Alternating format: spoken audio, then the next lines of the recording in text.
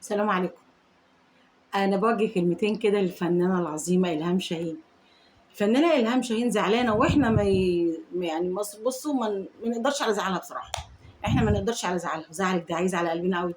مدام إلهام شاهين بتقول إيه، أنا كنت تعرف مخرج وتعرفه كويس جدًا، بس اتغيّرت أحواله. يا لهوي!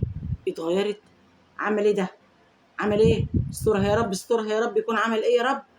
عمل إيه بقى؟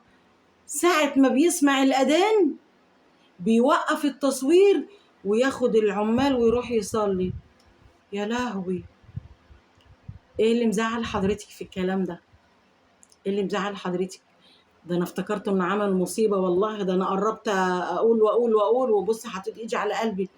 هو أنتِ حضرتِك زعلانة عشان هو لمّا بيسمع الأذان اللي هو ندى ربّه كمسلم بيلبّي ندى ربنا ويروح يصلّي، ده مزعّلِك؟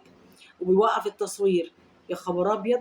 يعني أنتِ عايزاه يوقّف التصوير؟ يا لهوي! لأ، الموضوع كبير، الموضوع كبير.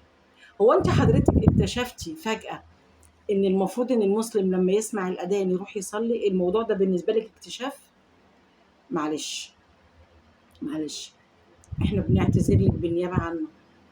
هو المفروض ما يوقّفش التصوير ويسيبكم تغنوا وترقصوا وتتنططوا وتعملوا كل اللي أنتم عايزينه، ويخلّي بقى الأذان بتاع ربنا بقى يبقى بعدين، عشان هو لو لا قدّر الله مات في الوقت ده وما لحقش صلاته حضرتِك هتنفعيه.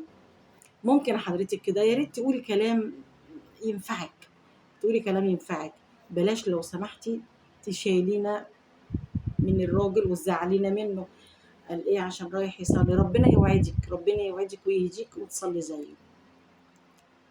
السلام عليكم. وهتزعلي.